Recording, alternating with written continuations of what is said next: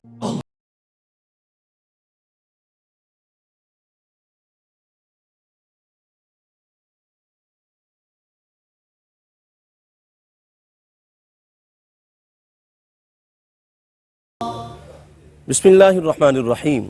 अल्लाहुम्मा सल्लि अला सय्यिदिना व मौलाना मुहम्मद व अस्हाबि सय्यिदिना व मौलाना मुहम्मद व बारिक वसल्लिम।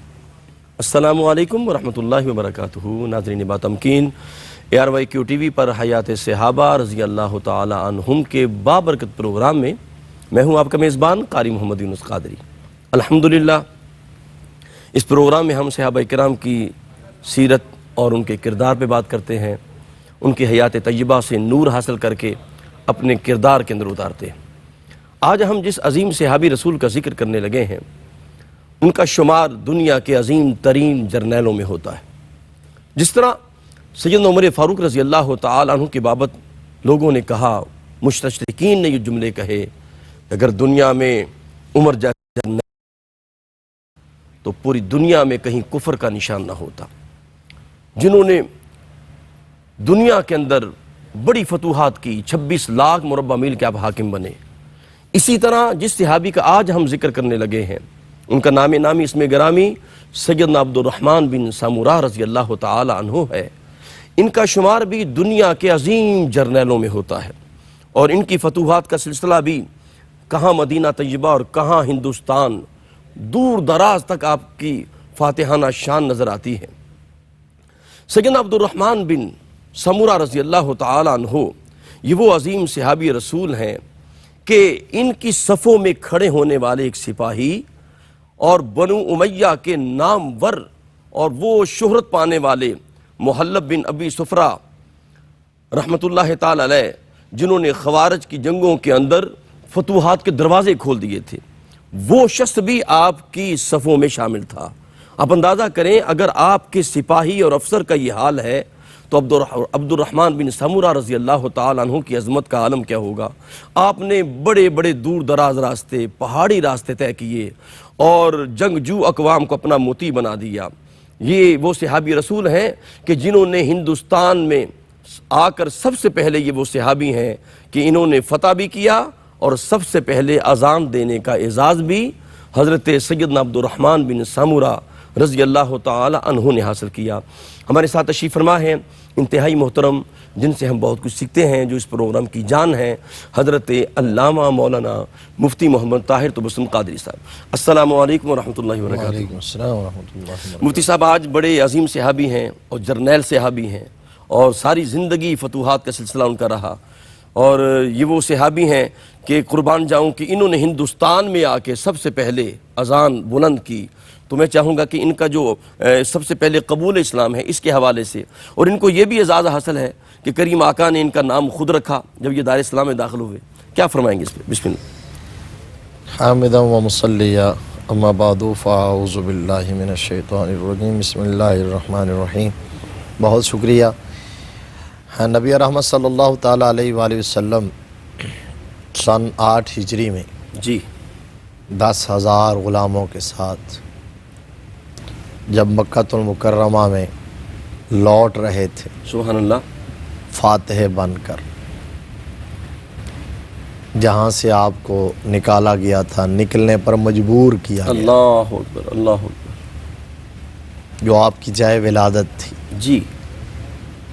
और हर शख्स को अपनी जन्म भूमि से प्यार होता है और फिर जाए विलादत भी ऐसी हो जहाँ अल्लाह का घर हो, अल्लाहु अकबर, सुभान अल्लाह, काबतुल्लाह हो जी, जो रूए ज़मीन का सेंटर और मरकज़ हो। वहाँ मेरे मुस्तफ़ा करीम सल्लल्लाहु अलैहि वसल्लम की विलादत। और फिर जब आपने ऐलान नबुव्वत फरमाया तो अपने बेगाने हो गए, दोस्त दुश्मन बन गए जी, आपके जान और खून के प्यासे हो गए और सितम का हर हरबा आजमाया उन्होंने। वो कौन सा सितम था जो उन्होंने रवा नहीं रखा। अल्लाहु अकबर, अल्लाहु अकबर, अल्लाह के प्यारे महबूब सल्लल्लाहु ताला अलैहि वसल्लम के साथ वो जो जाने कायनात है, जो रूह कायनात है, जो शान रहमतल लिल आलमीनी के हामिल हैं जी, ان کے ساتھ یہ رویہ کہ آقا کے راستے میں کانٹے بچھائے جاتے ہیں، جی کوڑا کرکٹ پھینکا جاتا ہے، مبارک پشت پر اونٹوں کی اوجڑیاں لا کے رکھ دی جاتی ہیں، استغفر اللہ۔ طائف کے میدان میں پتھر مارے جاتے ہیں، آپ کو لو لہان کیا گیا، اوباش لڑکے آپ کے پیچھے لگا دیے جاتے ہیں۔ اللہ کے پیارے محبوب صلی اللہ علیہ وآلہ وسلم نے صبر کے ساتھ، استقامت کے ساتھ ان ساری چیزوں کو فیس کیا تھا۔ بالآخر اللہ کے حکم ہوا، وہ بھی اللہ کا حکم ہوا جی کہ اب اس شہر کو چھوڑ دیجئے۔ تو آپ جب شہر مکہ کو الوداع کہہ رہے تھے اللہ اکبر، اللہ تو موڑ موڑ کے میرے مصطفیٰ کریم صلی اللہ علیہ وسلم مکہ کی عمارتوں کو دیکھتے تھے، اور آنکھوں سے اشک جاری تھی۔ اللہ در و دیوار کو دیکھتے تھے، کعبۃ اللہ کو دیکھتے تھے، اور میرے مصطفیٰ کریم صلی اللہ علیہ وسلم اشک بار تھے۔ تو اس گلوگیر آواز میں جب پلکوں سے آنسو موتیوں کی صورت میں گرتے اور رخسار تر کر رہے تھے تو میرے آقا فرماتے تھے مکہ مجھے تم سے بڑا پیار ہے، چھوڑنے کو دل نہیں چاہ رہا لیکن مجبور کر دیا گیا۔ تو دعا بھی یہ مانگی کہ اللہ محبب الینا المدینہ اللہ اکبر، حبنا مکہ تھا وشدہ، یا اللہ اب جس طرف تیرا حکم ہے ہم جا رہے ہیں، جی انی ذاہب الی ربی سیہدین۔ واہ واہ واہ، حضرت ابراہیم علیہ بے شک، بے شک۔ السلام نے فرمایا تھا انی ذاہب الی ربی سیہدین، کہ کدھر جا رہے ہو؟ تو انہوں نے کہا جہاں رب لے جائے گا وہاں جائیں گے۔ واہ واہ واہ۔ تو اللہ کا حکم تھا۔ اور مفتی صاحب یہ بھی تھا تو سرکار دو عالم نے اللہ کی بارگاہ میں یہ بھی عرض کی تھی، یا اللہ اس سرزمین سے میں محبت کرتا ہوں مکہ سے، اب تو وہاں لے جا جس سرزمین سے تو محبت کرتا ہے۔ بے شک اللہ بے شک ایسا ہی۔ تو یہاں اس جو روایت میں نے پڑھی الفاظ، جی تو عرض کے رب کی بارگاہ میں یا اللہ مدینہ کو ہمارے لیے اتنا ہی محبوب بنا دے جتنا تو نے ہمارے لیے مکہ کو محبوب بنائے، یا اس سے بھی زیادہ محبوب بنا واہ واہ، او اشدہ، او اشد، اس سے بھی زیادہ محبوب بنا دے۔ اور یہی وجہ ہے کہ عاشق مدینہ شریف سے زیادہ پیار کرتے ہیں، اللہ اکبر، مکہ شریف سے بھی پیار ہے، مدینہ شریف سے ذرا زیادہ عاشقوں، یہ ہے وہ اصل اس کی۔ نبی رحمت صلی اللہ علیہ وسلم نے او اشدہ کے الفاظ، جی اور حضور کی دعا میں نبی رحمت صلی اللہ علیہ وسلم جو دعا فرماتے ہیں وہ مقبول ہی مقبول، مستجاب، اس کا رزلٹ پہ بات ہوتی ہے، قبولیت پہ بات نہیں ہوتی۔ جی دوسری روایت میں حضور صلی اللہ علیہ وسلم نے یہ بھی دعا فرمائی تھی کہ یا اللہ مدینہ میں اتنی برکت رکھ دے جتنی تو نے مکہ میں، یا اس سے ڈبل برکت عطا فرما، او دے فے، واہ واہ واہ، دو سبحان گنا۔ اللہ۔ تو بعض اشاق نے یہ اس لیے کہا ہے کہ اگر کوئی حرم مکہ میں نماز پڑھے تو 1,00,000 کا ثواب ہے، حرم مدینہ میں پڑھے تو 2,00,000 کا ثواب، واہ واہ، دی فائن، اس دے فے، اس واہ واہ حدیث سے استدلال کرتے ہوئے۔ محبت کی بھی وہ بنیاد ہے صحیح، کہ محبت ادھر زیادہ کیوں ہے، یہ فطرت ہے، یہ فطرت ہے۔ چلے آپ مجھے تھوڑا سا موقع دیں کہ یہ مجھے ویسے ہی وہ ایمان لانے پر بات کرتے، چونکہ اس کا پس منظر یہ تھا تو جی۔ مکہ اور مدینہ کی بات آ گئی تو اس پر بات کر دیں۔ تو یہ فطرت ہے، اور اس فطرت کا اظہار کیسے ہوتا ہے؟ کوئی لاکھ فتوے لگائے، کوئی لاکھ برا بھلا کہے، آپ دیکھ لیں کسی سادہ سے سادہ شخص، بالکل گاؤں کا رہنے والا بوڑھا شخص، بوڑھی عورت، جی جب وہ جا رہے ہوتے ہیں تیاری کر کے، حج کے لیے بھی جا رہے ہوتے ہیں نا، حج کے لیے 7 لاکھ روپیہ لگا کے، تو آپ ان سے پوچھیں کہ کہاں جا رہے ہیں تو کہتے ہیں کہ میں مدینہ جا رہا ہوں۔ اللہ، تو فتوے نہیں روک سکتے اس بات کو، یہ صحیح۔ محبت ہے، محبت اندر سے اٹھتی ہے، محبت کا اپنا قانون ہوتا ہے، اپنا اصول ہوتا ہے، اپنے ضابطے ہوتے ہیں۔ جی اب نبی رحمت صلی اللہ علیہ وسلم اس انداز میں مکہ کو چھوڑا تھا، لیکن اللہ کا حکم تھا، اللہ کی مرضی تھی، منشا تھی، میرے مصطفیٰ کی نگاہ نبوت دیکھ رہی تھی۔ یہی وجہ ہے کہ حدیبیہ میں جب معاہدہ کیا تھا 1 سال پہلے، یہ 8 ہجری ہے، 2 سال پہلے 6 ہجری میں، جی تو اس وقت فاروق اعظم اور صحابہ اکرام رضوان اللہ علیہ مجمعین کہتے تھے کہ یہ آپ ہم دب کے معاہدہ کیوں کر رہے ہیں؟ تو نبی رحمت صلی اللہ علیہ وسلم پر سکینہ طاری تھا، اطمینان. چونکہ آپ دیکھ رہے تھے کہ سال کی بات ہے، جی 1 سال کا گیپ ہمیں ملنے دو، موقع ملنے دو، پھر دیکھیں کہ ہم مکہ میں کس طرح جاتے ہیں. اور یہی وجہ ہے کہ وہ پھر ابھی معاہدہ کر کے اٹھے تو اللہ تبارک و تعالیٰ نے فرمایا انا فتحنا لک فتحا مبینا. صحیح. یہ معاہدہ فتح مبین ہے. جی یہ صلح حدیبیہ کو کہا گیا. جی یہ آیا کریمہ فتح مکہ کے پس منظر میں ہمارے آپ پڑھ دیتے ہیں. انا فتحنا لک فتحا مبینا صلح نامہ حدیبیہ پر نازل ہوئی اللہ کہ یہ صلح آپ کے لیے فتح مبین ہے. صحیح. فتح مبین ہے. اب حضور صلی اللہ علیہ وسلم وہ وقت آ گیا، 1 سال کا گیپ تھا.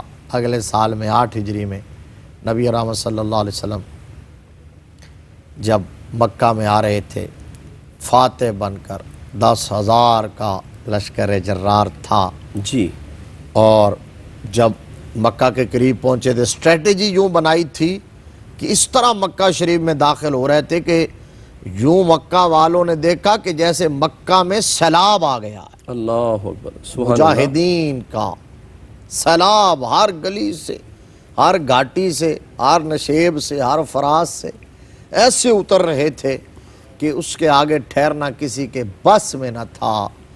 اور پھر نبی رحمت صلی اللہ علیہ وسلم چونکہ رحمت للعالمین بن کے آئے تھے، پہلے ہی اعلان کروا دیا تھا، یہ ہے میرے آقا کی شان رحمت. جی جہاں انتقام کا تصور تک نہیں ہے، بدلے کا وہم و گمان تک نہیں ہے. اللہ اکبر.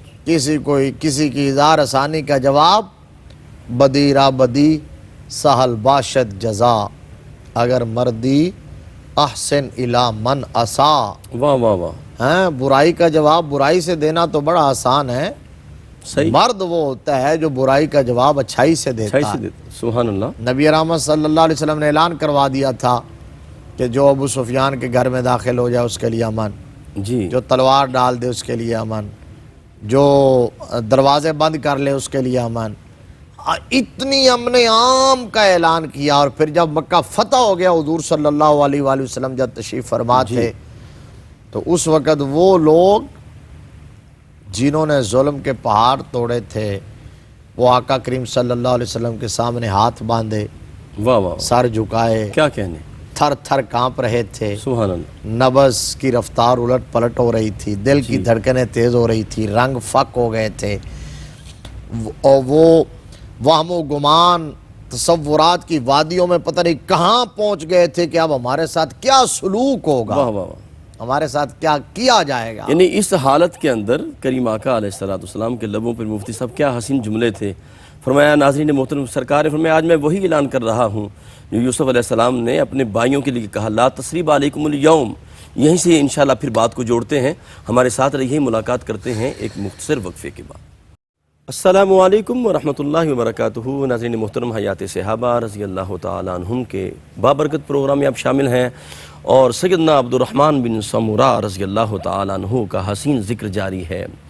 اور میں یہاں کیونکہ حضور قبلہ مفتی صاحب نے فتح مکہ کی بات کی تو میں فتح مکہ کے حوالے سے ایک واقعہ ذہن میں آیا کہ کریم آقا علیہ السلام جب 10,000 کا لشکر جرار ہے میرے کریم آقا کی معیت اور سنگت میں، تو ایک صحابی جس کے ہاتھ میں جھنڈا تھا حضرت سعد رضی اللہ تعالیٰ عنہ، تو وہ آگے آگے چل رہے تھے. اور جس طرح مفتی صاحب نے منظر کشی کی، یہ وہ سرزمین مکہ کی سرزمین جو صحابہ پہ تنگ کر دی گئی، جائیدادیں چھین لی گئیں.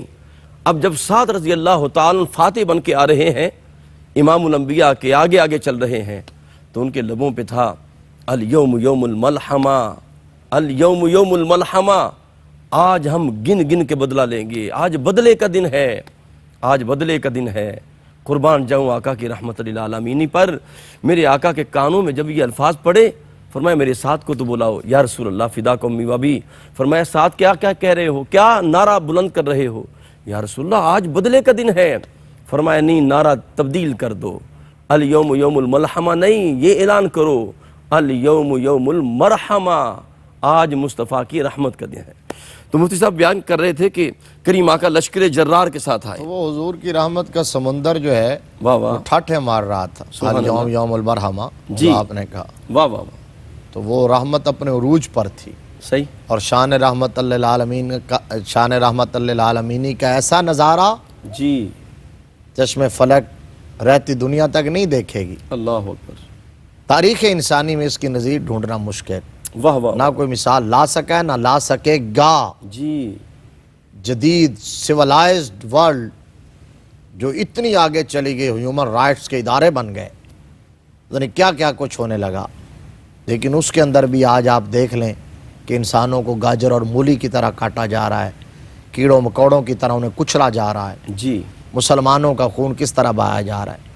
لیکن یہ ہے وہ دنیا جو اپنے آپ کو امن کا ٹھیکیدار کہتی ہے، اور حقیقی معنوں میں امن کا علمبردار اگر کوئی اس دنیا میں ہے تو وہ اسلام، بے شک، مسلمان اور بانی اسلام صلی اللہ تعالیٰ علیہ وآلہ وسلم، اللہ اکبر، بے شک، جنہوں نے اس دنیا کو امن کا گہوارہ بنانے کی حتی المقدور کوشش کی ہے۔ جی، حضور صلی اللہ علیہ وسلم نے جب دیکھا کہ سامنے تھرا رہے ہیں تو اب ان کا خیال یہ تھا کہ ہمیں زندہ گاڑ دیا جائے گا، زمین میں بلڈوزر چلا دیے جائیں گے، ہمارا مسئلہ کیا جائے گا۔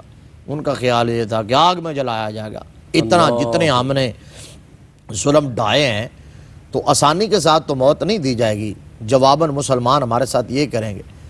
نبی رحمت صلی اللہ علیہ وسلم نے یوں نظر اٹھائی تھی اور نظر اٹھا کے فرمایا کہ بتاؤ میرے بارے میں کیا سوچ رہے ہو، اللہ اکبر، کیا خیال ہے تمہارا، کیا سوچ رکھتے ہو؟ سبحان اللہ، سبحان اللہ، تو انہوں نے کہا جی کہ آپ جو جوان ہیں ان کے کریم بھائی ہیں، جو بوڑھے ہیں ان کے کریم بھتیجے ہیں، اللہ اکبر، آپ بھی کریم، آپ کا باپ بھی کریم، دادا بھی کریم، پوری جد ہی کریموں کی ہے، یہ نسل ہی کریموں کی ہے، سبحان اللہ، اے نسل کریموں کی لجپال گھرانہ ہے۔ واہ واہ واہ، کیا کہنے، تو اب یہ کہا تو میرے آقا کریم صلی اللہ علیہ وسلم نے فرمایا وہ جو جملہ آپ نے پہلے بریک سے پہلے جی، کہا کہ تم نے ٹھیک تجزیہ کیا، صحیح سمجھے ہو، جاؤ پھر آج میں بھی وہ اعلان کرتا ہوں جو میرے بھائی یوسف نے اپنے بھائیوں کے لیے اعلان کیا تھا۔ کیا کہنے، کیا کہنے، میرے آقا نے وہ جملے دہرائے، فرمایا لا تثریب علیکم اليوم وانتم الطلقاء، واہ واہ واہ، فرمایا آج کوئی گرفت نہیں، واہ واہ، سب آزاد،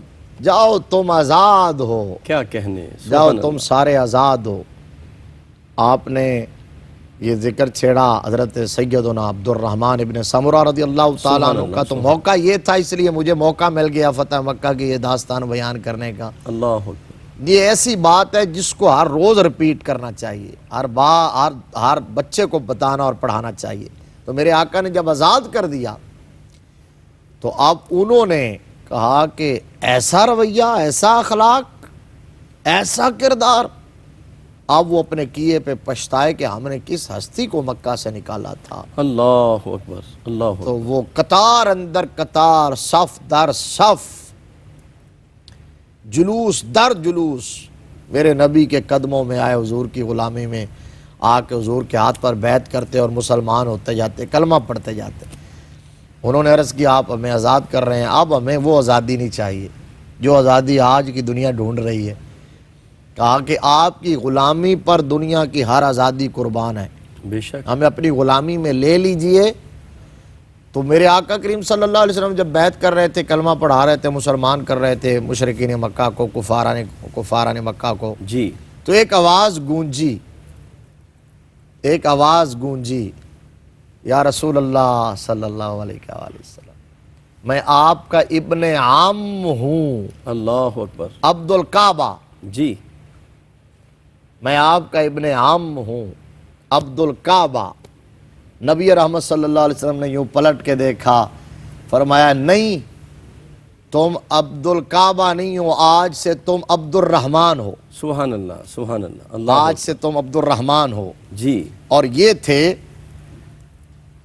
حضرت عبد الرحمن بن سمرہ رضی اللہ تعالی عنہ، جو اس موقع پر فتح مکہ کے موقع پر مسلمان بھی ہوئے، اور نبی رحمت صلی اللہ علیہ وسلم کو متوجہ کرنے کا انداز دیکھیے، آہا، سبحان اللہ، سبحان اللہ، حضور کی توجہ حاصل کرنے کے لیے کون سے الفاظ چنے انہوں نے، تاکہ دل میں نرمی آ جائے، دل میں نرمی آ جائے، سبحان، اپنے نسب کا ذکر کر دیا، اپنے نسب کا ذکر، حضور سے قرابت کا، جی، ان کے پردادا عبد الشمس جو ہے، اور نبی رحمت صلی اللہ علیہ وسلم کے بنو ہاشم، پردادا جی، بنو جی، ہاشم جو جی، تھے، جی، شمس اور ہاشم، یہ دونوں سگے بھائی تھے۔ واہ واہ واہ، تو اس طرح یہ نبی رحمت صلی اللہ علیہ وسلم کے چچا زاد لگتے تھے، تو انہوں نے کہا اے ابن عام، ہاں سبحان اللہ سبحان اللہ. یہ ہے عبد الرحمن بن سمرہ جنہوں نے حضور کی توجہ یوں حاصل کی.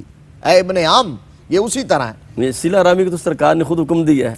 حکم دیا ہے، اور قرابت اور رشتے کو یاد کرنا اور پھر اس کے ساتھ ندا کرنا، یہ حضرت عبد الرحمن بن سمرہ نے سکھایا.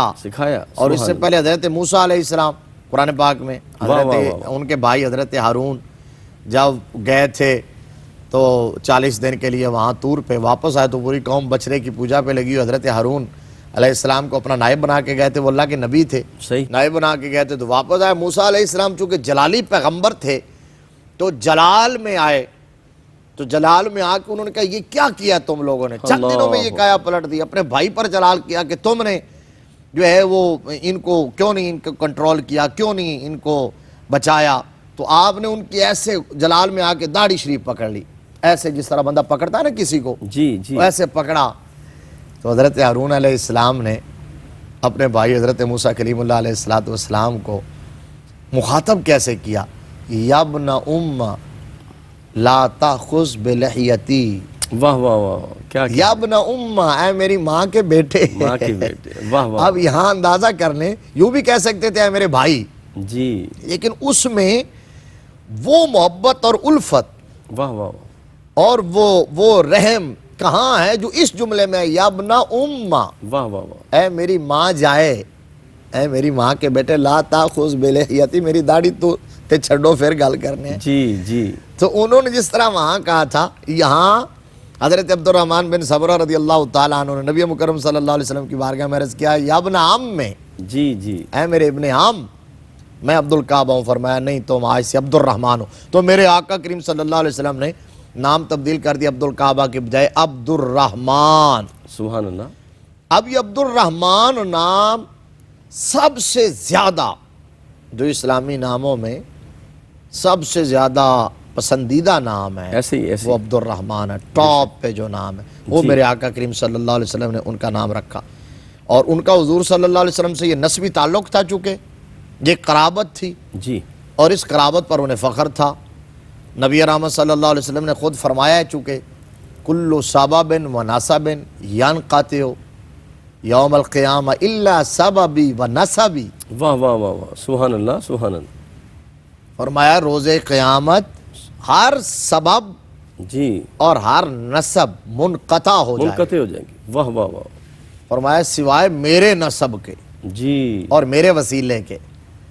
تو اب میرا نسب قائم رہے گا. آپ لوگوں نے کہا کہ جی نسب کام نہیں آئے گا. نبی رحمت صلی اللہ علیہ وآلہ وسلم نے خود فرمایا ایمان کی دولت میسر ہو، عمل صالح ہو، واہ واہ، تو پھر میرے آقا کا نسب جتنا نوازے گا جی دنیا دیکھتی رہ جائے گی. شرط یہ ہے. اور اگر کوئی کسی بڑے ہستی کا، جس طرح حضرت نوح علیہ السلام کا بیٹا چونکہ اس دین پر نہیں تھا، اس ایمان پر نہیں تھا، تو اس لیے وہاں کہا گیا انہ لیس من اہلک، وہ نسب ویسے ہی منقطع ہو جاتا ہے. حضرت عبد الرحمن بن نسب کری ایمان شرط ہے. ایمان شرط ہے. نسب کی برکات، فضائل سب تب حاصل ہوں گی جب دولت ایمان میسر ہو. یہ تو پہلی بات. صحیح. اب نبی رحمت صلی اللہ علیہ وآلہ وسلم کی غلامی میں آ گئے حضرت عبد الرحمن بن سمرہ، کلمہ پڑھ لیا. بہت کم ٹائم حضرت عبد الرحمن بن سمرہ رضی اللہ تعالیٰ عنہ کو حضور کی ظاہری حیات کا ملا. صحیح. 8 ہجری سے لے کر 11 ہجری تک، یہ 2.5-3 سال بنتے ہیں. فتح مکہ کے موقع پر آپ مسلمان ہوئے. جی. لیکن حضرت عبد الرحمن بن سمرہ رضی اللہ تعالیٰ عنہ نے حضور صلی اللہ علیہ وآلہ وسلم کی بارگاہ میں رہ کر اس قدر جان فشانی، اس قدر جان نثاری، وفاداری، اس قدر غلامی کا مظاہرہ کیا ہے. جی. اتنے کم عرصہ کے باوجود حضرت عبد الرحمن بن سمرہ رضی اللہ تعالی عنہ کا شمار تاریخ اسلام کے عظیم ترین جرنیلوں میں ہوتا ہے. واہ واہ واہ، سبحان اللہ سبحان اللہ. تاریخ اسلام کے عظیم ترین سپہ سالاروں میں ہوتا ہے. ان جیسی اسٹریٹجی کوئی نہیں بنا سکتا تھا. حکمت عملی، اور جتنے دلیر اور بہادر تھے، اب باوجود ہے کہ وہ امارت کے کبھی خواہش مند نہیں رہے. اللہ اکبر اللہ اکبر. صدارت کے کبھی خواہش مند نہیں رہے. واہ واہ واہ. وزارت کے کبھی خواہش مند نہیں رہے.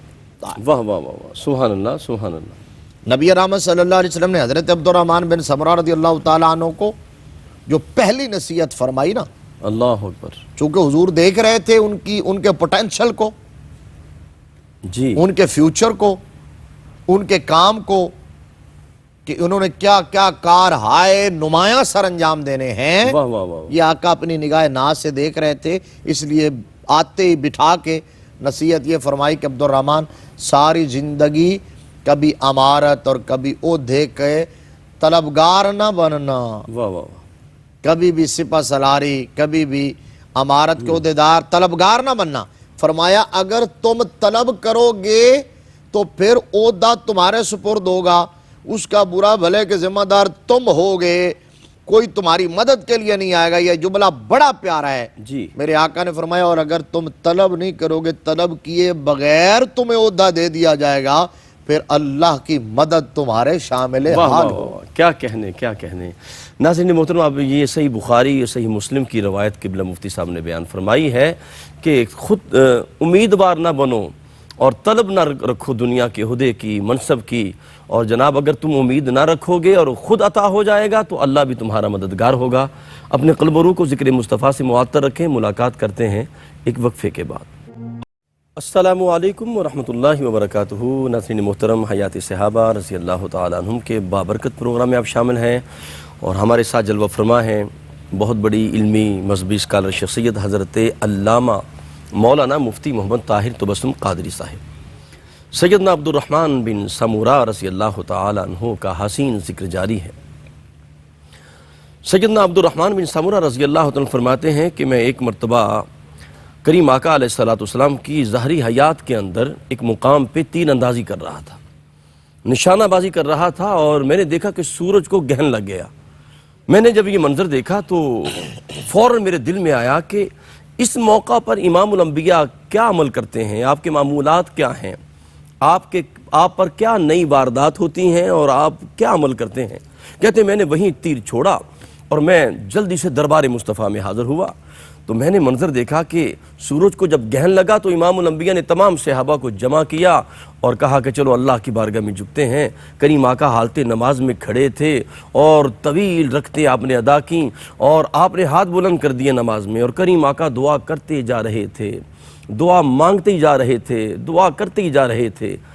حضرت عبد الرحمن بن سمورہ کہتے ہیں کہ میں نے منظر دیکھا کہ آپ نے اتنی طویل دعا کی میرے آقا علیہ السلام نے، یہاں تک کہ سورج گہن ختم ہو گیا تو میرے آقا نے پھر دعا مکمل کی۔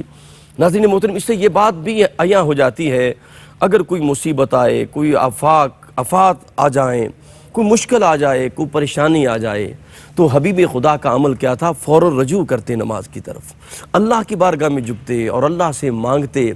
آج ہمارے پر مصیبت آتی ہے تو ہم اور دروازوں پہ جاتے ہیں۔ محبوب خدا کا عمل یہ ہے کہ جب بھی کوئی مصیبت آتی، مشکل آتی، آپ اللہ کے دروازے پہ آ جاتے۔ حضور قبلہ مفتی صاحب آپ بیان فرما رہے تھے کہ امارت اگر مل جائے تو پھر اللہ کی مدد بھی شامل ہوتی ہے، جس طرح آپ نے فرمایا۔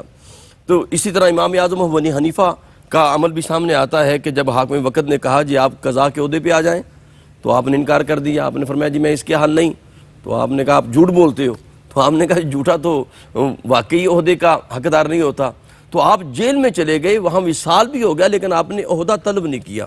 یہ بڑی اہم بات بیان فرمائی آپ نے۔ تو میں چاہوں گا آپ کی جو فتوحات کا سلسلہ ہے، آپ کی جو امتیازی شان ہے وہ جرنیل ہونا ہے، اس پہ کچھ موتی عطا فرمائیں۔ آپ کو اللہ تبارک و تعالیٰ نے اس حوالے سے بہت بڑی صلاحیتوں سے نوازا تھا، جی، بڑا جوہر آپ کے اندر موجود تھا۔ نبی رحمت صلی اللہ تعالیٰ علیہ وآلہ وسلم کے دور میں، جی، چونکہ آپ کا وہ زمانہ بہت کم تھا، فتح مکہ کے بعد ایک بڑا معرکہ جو وہ تبوک کا ہوا ہے، اس میں آپ شامل ہوئے، کچھ سرایہ میں بھی آپ شامل رہے، پھر اسی طرح دور صدیقی اور دور فاروقی میں بھی یقیناً بڑے معرکے ہوئے، اس کے اندر بھی یقیناً آپ شامل رہے ہوں گے، لیکن دور نبوی، دور صدیقی، دور فاروقی کے اندر اس حوالے سے میدان جہاد میں جو آپ کے کارنامے تھے وہ زیادہ نمایاں نہ ہو سکے، یا آپ کا نام ابھر کے سامنے نہ آ سکتا۔ میں سمجھتا ہوں جی، کہ اس کی وجہ یہ ہے کہ دور فاروقی کے اختتام تک بڑے بڑے سپہ سالار اور جرنیل صحابہ، واہ واہ واہ، صحیح، ان کا طوطی بول رہا تھا۔ حضرت سعد بن ابی وقاص رضی اللہ تعالیٰ عنہ، حضرت ابو عبیدہ بن جراح، حضرت خالد بن ولید، حضرت عمر بن عاص، یہ بڑے بڑے جرنیل صحابہ تھے۔ صحیح، ظاہر ہے آپ ان کے ماتحت کام کرتے رہے ہوں گے۔ پھر دور عثمانی جب آتا ہے، سیدنا عثمان غنی ذو النورین رضی اللہ تعالیٰ عنہ کا جو دور، اس دور میں حضرت عبد الرحمن بن سمرہ رضی اللہ تعالیٰ عنہ یکدم یوں ابھر کے سامنے آتے ہیں، اور پھر اس کے بعد آپ جس علاقے میں گئے ہیں آپ نے فتوحات کے انبار لگا دیے ہیں۔ واہ واہ واہ، ایک نڈر بے باک جاں باز اور جاں فروش کیا کہنا، سر بکف مجاہد کی صورت میں جدھر جاتے تھے کہیں سے ناکام نہیں لوٹتے تھے، بلکہ جہاں کہیں مہم مشکل پیش آتی تھی، جہاں کوئی سر نہیں کر پاتا تھا، تو اس وقت آپ کا انتخاب عمل میں آتا اور حضرت عبد الرحمن بن سمرہ رضی اللہ تعالیٰ عنہ وہاں سے سرخلو لوٹتے۔ سیدنا فاروق اعظم رضی اللہ تعالیٰ عنہ کے دور میں یہ مکران اور سیستان کے علاقے جو بلوچستان کے پٹی سے ملتے ہیں، ایران کے یہ علاقے ہیں، اور بلوچستان اس وقت بلوچستان کے نام سے یہ صوبہ موجود نہیں تھا، جی، یہ اکثر علاقے یا ہند میں تھے یا سندھ میں تھے، ٹھیک ٹھیک، یہ دو بڑے نام تھے اس وقت۔ لیکن اب کے دور میں بتا رہا ہوں کہ یہ سیستان مکران یہ فتح ہو چکے تھے دور فاروقی میں، لیکن جب حضرت عثمان غنی رضی اللہ تعالیٰ عنہ خلیفہ بنے، شورشیں بپا ہوئیں، یہاں بھی شورش بپا ہوئی، بغاوت ہوئی، صحیح، اور انہوں نے اس بغاوت کے ذریعے اپنے جتھے تشکیل دیے اور اپنا جتھا تشکیل دے کے انہوں نے خود مختاری کا اعلان کر دیا اور ریاست مدینہ کی اطاعت سے وہ نکل گئے۔ حضرت عثمان غنی رضی اللہ تعالیٰ عنہ جب مسند خلافت پہ متمکن ہوئے تو آپ نے ان علاقوں کی طرف دوبارہ توجہ کی۔ صحیح، جب توجہ کی تو آپ نے والی بصرہ عبداللہ بن عامر رضی اللہ تعالیٰ عنہ کو لکھا کہ ان علاقوں کو دوبارہ سلطنت اسلامیہ کے زیر نگیں لایا جائے اور ان کو دوبارہ شامل کیا جائے اور وہاں کی شورش کو ختم کیا جائے۔ انہوں نے حضرت ربیع ابن زیاد ان کی ڈیوٹی لگائی، جی، وہ وہاں پہنچے، انہوں نے سیستان کو دوبارہ فتح کیا، وہاں اسلامی امارت قائم کی، وہاں اسلامی حکومت کا جھنڈا لہرایا، اور زرنج جو ہے وہاں کا دارالحکومت تھا، وہاں رہے۔ 2 سال کے بعد والی بصرہ سے ملنے کے لیے جب وہ تشریف لے گئے، انہوں نے وہاں اپنا نائب مقرر کیا تھا، تو یہاں پھر بغاوت ہو گئی۔ تو اب حضرت حضرت عثمان غنی رضی اللہ تعالیٰ عنہ نے پھر جب حکم دیا تو عبداللہ بن عامر جو والی بصرہ تھے، اب انہوں نے فائنلی اس کو مسخر کرنے کے لیے، فتح کرنے کے لیے جس جرنیل کا انتخاب کیا وہ حضرت عبد الرحمن ابن سمرہ رضی اللہ واہ واہ تعالیٰ۔ واہ، سبحان اللہ سبحان اللہ، حضرت عثمان غنی نے بھی توثیق کر دی۔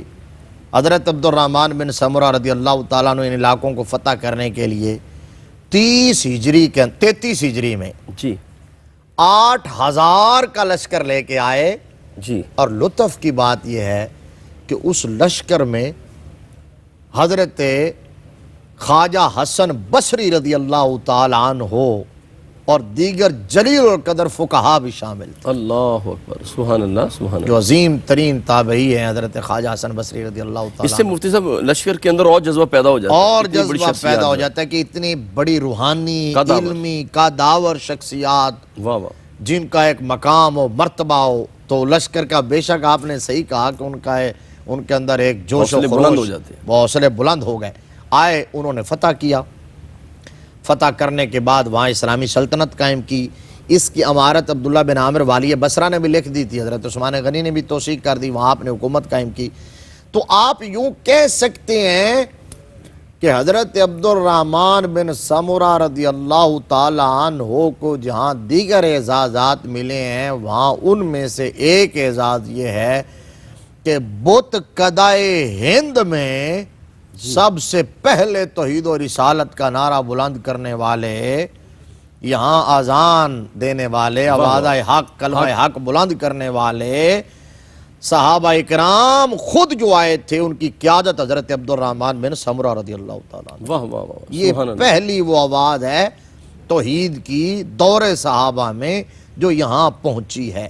حق کا پہلا پیغام ہے جو یہاں پہنچا ہے، جی۔ اسلام کی پہلی کرن ہے جو یہاں روشن ہوئی ہے۔ واہ واہ واہ، حضرت عبد الرحمن بن سمرہ، بعد میں جتنے مسلم فاتحین ان علاقوں میں آتے رہے، محمد بن قاسم سمیت، واہ واہ واہ، وہ سب ان کے فالور تھے، واہ واہ واہ، ان کے پیش رو پیش رو، وہ حضرت عبد الرحمن بن سمرہ رضی اللہ تعالیٰ عنہ۔ سبحان اللہ، تو آپ یوں کہہ لیں کہ ان کے قدوم میمنت لزوم سے جہاں اسلام کی بہار آئی، یہاں اسلام کا پیغام آیا۔ اور پھر ایک اور بات، جی شاید ٹائم بھی آپ کے پاس کم ہے، آخری بس بات 2 سنا منٹ ہیں دیتا جی، ہوں۔ ہاں جی، دادن ایک علاقہ تھا، صحیح، وہاں ایک پہاڑ کی چوٹی پر مستحکم قلعہ تھا، وہاں ایک بہت بڑا بت موجود تھا، زور نامی، جی، اور اس بت کی وجہ سے اس پہاڑ کا نام جبل زور تھا۔ اللہ اکبر، حضرت عبد الرحمن بن سمرہ اس بت خانے میں گئے، ایک بہت بڑا بت سونے کا، خالص سونے کا بنا ہوا، اس کی آنکھوں میں یاقوت جڑے ہوئے، یاقوت کی آنکھیں بنی ہوئی۔ حضرت عبد الرحمن بن سمرہ کا یہ بھی اعزاز، جو خلیل اللہ کا، جو رسول اللہ کا، جو مولا علی کا بت شکنی والا، واہ واہ، آپ نے اپنے ہاتھوں سے اس کی وہ یاقوت والی آنکھیں نکالی، اس کے سونے کے بازو آپ نے کاٹ دیے، بت کو گرا دیا۔ جی، جب وہ وہاں پڑے ہوئے تھے تو پھر آپ نے آواز دے کے فرمایا کہ یہ یاقوت کی آنکھیں بھی اٹھا لو واہ اور واہ، سونے کے ہاتھ بھی اٹھا لو۔ محمد عربی صلی اللہ علیہ وسلم کے غلام یاقوت، ہیرے، جواہرات، سونے کے محتاج نہیں ہیں، ہمیں یہ نہیں چاہیے۔ توڑ کے صرف یہ بتانا چاہتا تھا واہ واہ واہ، کہ جو بت اپنا دفاع نہیں کر سکتا کیا وہ کہنے معبود مفتی کس طرح ہو صاحب، کیا سکتا ہے، وہ خوبصورت۔ عبادت کے لائق کس طرح ہو سکتا ہے۔ ناظرین گرامی قدر، سیدنا عبد الرحمن بن سمرہ رضی اللہ تعالیٰ عنہ عظیم جرنیل، اور جہاں آخر میں ایک بات میں عرض کرنا چاہوں گا ناظرین محترم، جہاں اتنی بڑی آپ کی شخصیت ہے، آپ امیر رہے، اور سیستان کے اندر جب آپ کے پاس عمارت موجود تھی تو ایک مرتبہ جب وہاں بارش ہو گئی تو آپ کی عاجزی بھی دیکھیں، قربان جاؤں کہ آپ گلیوں میں جب پانی کھڑا ہو گیا تو اپنے ہاتھ میں جھاڑو لے کر اس پانی کو نکال رہے تھے۔ اتنے بڑے جرنیل ہیں لیکن عاجزی انکساری کے پیکر ہیں۔ اپنے میزبان قاری محمد یونس قادری کو اجازت دیجیے۔ السلام علیکم ورحمۃ اللہ وبرکاتہ۔